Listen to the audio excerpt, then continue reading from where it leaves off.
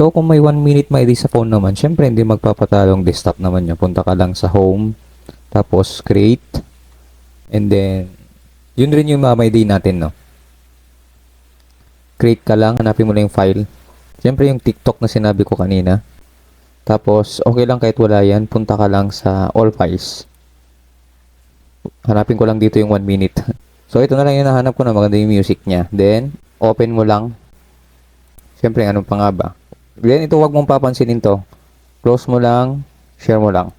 Pagkatapos mo ng share, hayaan mo lang siya guys. And then, may lalabas dyan na okay na. And then, i-back mo na lang. Kasi sa akin, naka 29 restricted ako. Pero, effective to guys. Basta may magpa-pop up dito. Then, dito, hindi mo na kailangang i-share. Kumbaga, naka-unhighlights na, no? Tapos, pwede mo nang i-back. Kasi sa akin, restricted kasi ako, kaya bawal eh. Yun lang.